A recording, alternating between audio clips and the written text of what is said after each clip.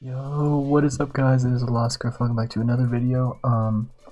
And I just want to say this, get this right out of the way. You are not reading a clickbait title. I did get to discuss a lot of different things with the KI devs recently. I was involved in a roundtable featuring Liam and Gume, and we had a great discussion about the future of PvP and how Roshambos affect the current meta. So I really did want to discuss what we talked about, some things you can look forward to, some things that may be farther in the future, and some other interesting ideas we may have. So let's get it started.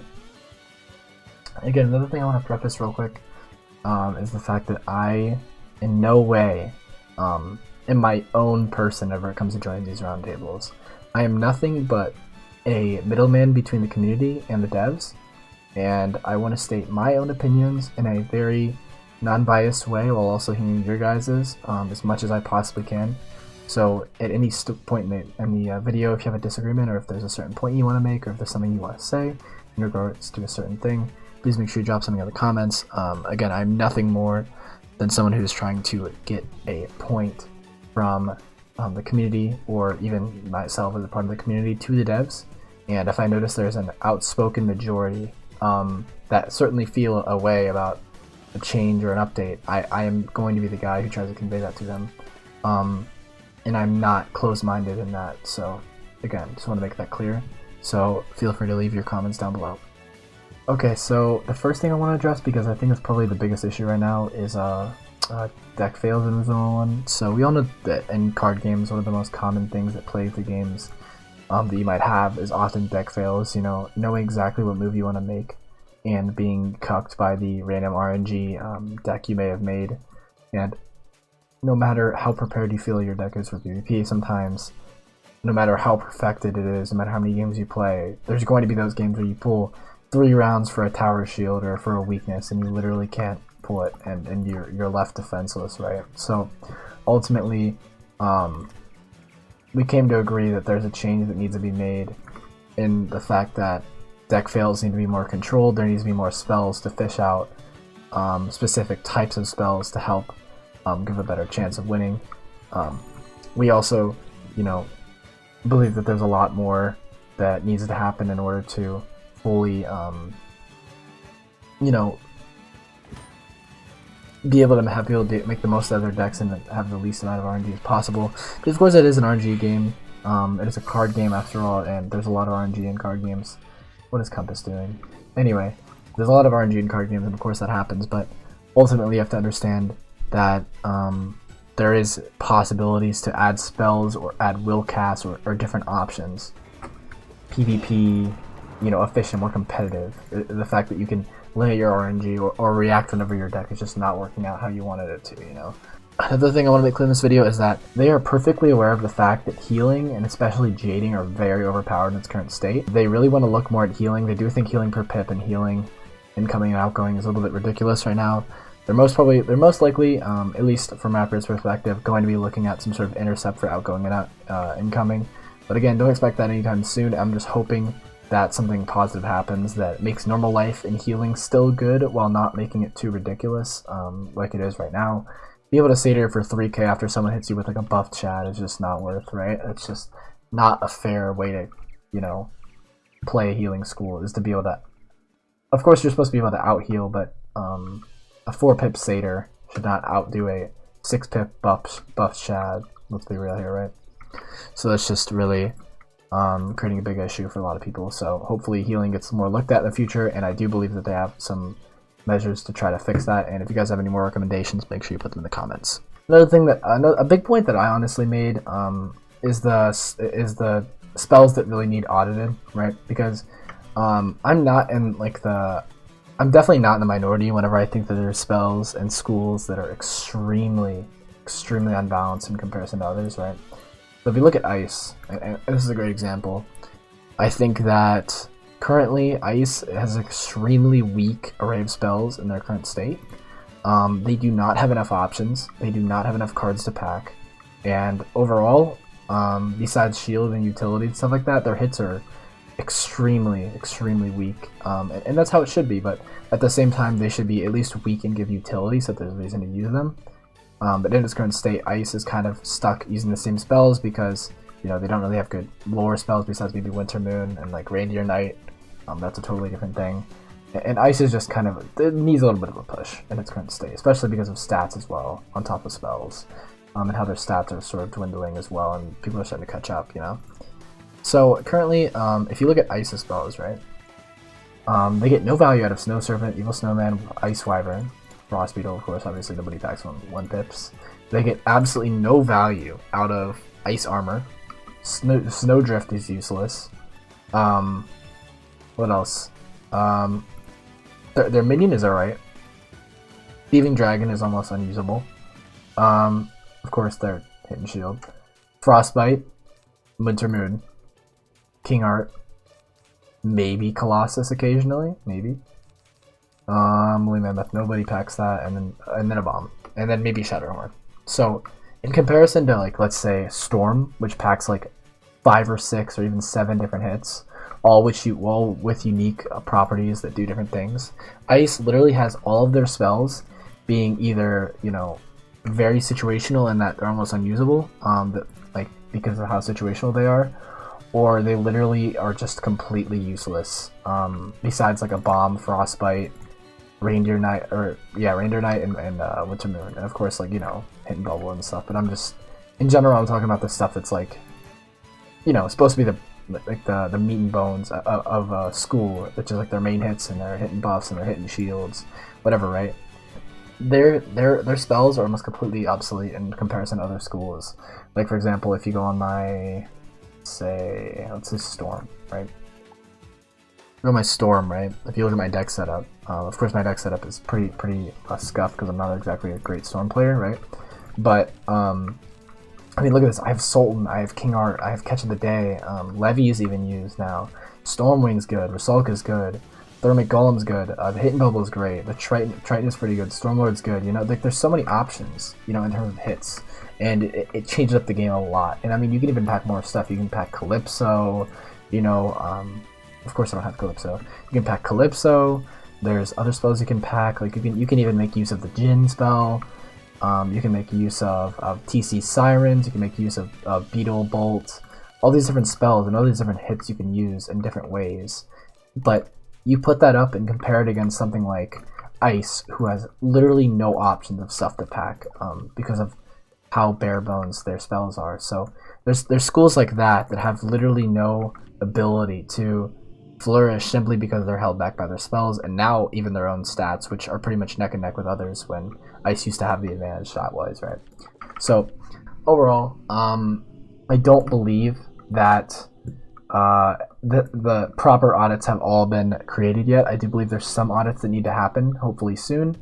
I do believe that spell limits are a good idea and a good solution for them, but also there needs to be overall general audits instead of making it so tier 5 of certain spells is just blatantly OP and broken and you're not able to qualify for PvP without it. I want there to be spells that are at base good and only get a little bit better whenever you spell limit them, right? That shouldn't be like a total leap. So just want to make that clear. So I do think they have a proper idea on what they want to do with spell limits. There may be some sort of update coming about spell limits sometime soon, so expect that. I'm not going to say what it is, but again, maybe there's some sort of spell event update coming soon to reveal what they want to do more with them, and maybe even like more notes about what they want to do with it. So expect that sometime soon. We're hoping to see something interesting come up with spell limits, because of course they are a great idea on paper. We'll have to see what they do. Yo, I had to stop the video real quick to make sure that you're subscribed to the Lost Grift channel. I upload as much as I can, and I'd really appreciate if you drop a sub, because only a small percentage of people are actually subscribed to my channel. But I really would appreciate if you drop a sub. It's free, and you can change your mind anytime. Anyway, back to the video. I think another big discussion point that took up a pretty large margin of it is Roshambo, the current state of them, and how PvP players view it. Currently, there is a lot of talk about whether Roshambo is good for the game, if it's having a positive impact on the game, if it's a proper, view. So we got asked what our opinions are and what we rate it. And I think most people would currently say Roshambo has a good between a 6 and an 8 score, really depending on their own experience. It's always at a 9 or a 10. It's no perfect feat. It's still got its flaws. It still needs some more fine-tuning, still needs some more balance changes, of course, because again, it is a really early work in progress, and it is more of a teaser at what is to come, right? Like with the spells we currently have. But the cat really wants to know your opinion on Roshambo, and what you think it could do for the game. Because in its current state, they do acknowledge it is flawed and needs some more fine-tuning, and they plan on doing that as soon as possible. But it is more of a teaser as to more to come, potentially even looking into like dual school strategies, and opening more doors as the stuff you can do, and create more like versatile strategies to make most use of the new Roshambo changes and stuff, right? So that's definitely a big thing that they plan on doing, and I think again that is worth definitely some sort of teasing about and finding out what people would think about that, because again, it is a very interesting dynamic and would change a lot about PvP. So that's definitely a really big takeaway I had.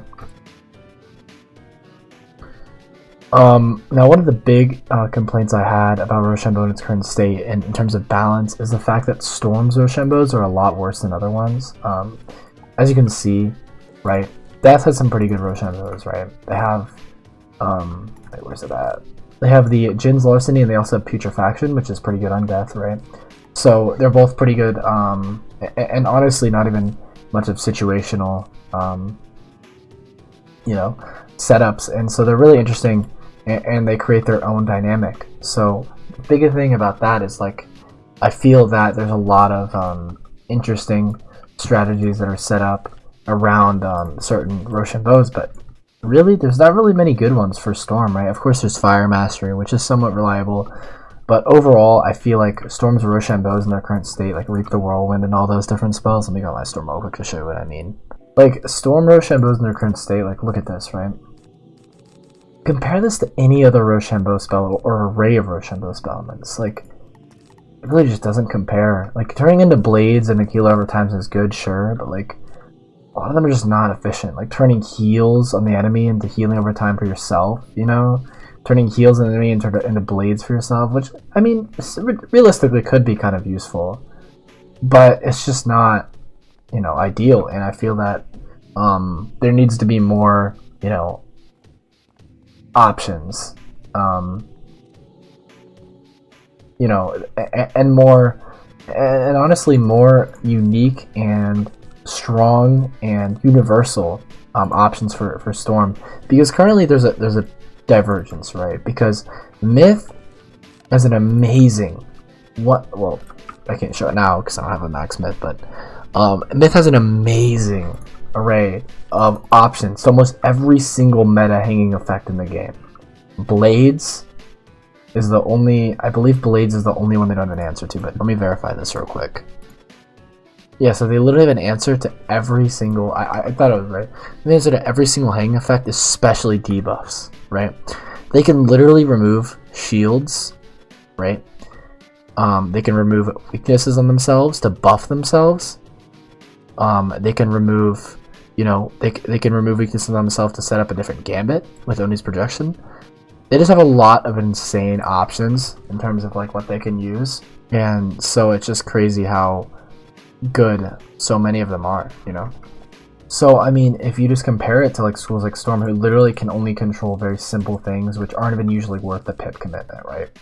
And things that honestly aren't hung on enemies in at least a lot or a high margin, right? So usually you won't have 3 healing over times on the enemy unless they're doing some sort of like crazy strat. Usually you won't have 3 overtimes on yourself unless you're like Blade Stack Storm or something, right? Like, you don't really run into like those types of situations in everyday matches, right? Because therefore there's literally no reason to back it, right? And there's literally no other school that has that problem. You can easily consider packing Fire Roshambos. You can easily consider packing Myth, Ice, and Death Roshambos. There's plenty of there's 1 or 2 Life Roshambos that have their own use, and I mean, Balance has pretty good Roshambos and even might have even better Roshambos in the future, right? So there just needs to be a little bit more balance in that what Roshambos are available at once. Now another card that is very talked about right now is the card of Steel Ward. Now, a lot of people are fine with it, a lot of people aren't. It's just, you know, some people want to buff it, some people want to cap it, nerf it, whatever.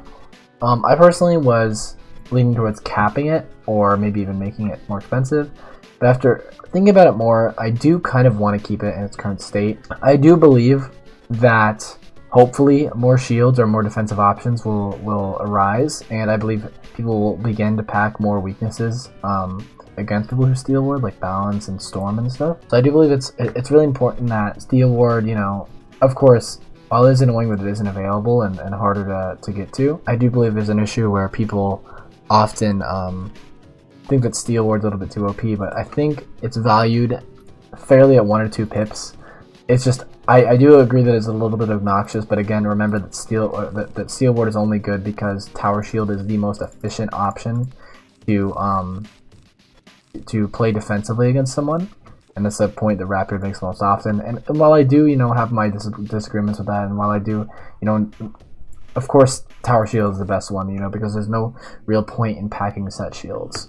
There's not really many set shields that are worth packing at this point in the game anymore, considering there's so many options people have to counter them you may not even know or expect coming, right? So it's just not worth packing the set shields and risk they might do more of a complete gambit to counter it. But so overall, I do believe that there are pretty good options in the game right now to defend yourself whenever, you know, somebody has pressure on you. You can weakness, you can brace, right? And of course you can Tower Shield. And while I don't agree with the point that if you're 1 Tower Shield or 1 Steel Ward away from losing, then you weren't as ahead as you thought. I don't entirely agree with that. It's a point Raptor makes very often. I think in a high-paced game like Wizard101, something small like that can make such a big difference. That's the ultimate point that they're trying to make. But I don't think that in its current state, Steel Ward is something that super healthy for the game. It seems like a very repetitive back and forth. It's even more annoying back and forth than 10 bubbles were having in your deck, in my personal opinion, right? Because Steel Ward is literally just a contest of who packs the most of them, right? It's an even more it's definitely an even more annoying back and forth. And I think stealing something like a shield should be put at a higher value in its current state. And I do believe that spells that go along with stealing a shield should have its own, you know, repercussions or its own like interesting applications, right? That's honestly all I want to discuss. There's a lot more. I feel like I could probably put it a lot better for you guys. I'm just really tired right now. So I just wanted to kind of get this into a commentary video and get your opinions out there. I'm mostly concerned about the comments here and what you guys have to say, because again, if I ever happen to show up on one of these again, I do really want to make sure I have the community's opinion on my side.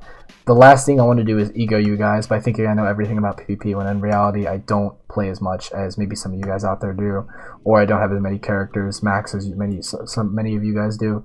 So I promise you guys I'm not going to ego you guys and be like, yeah, you know, I have more experience, blah blah blah. But be realistic, right?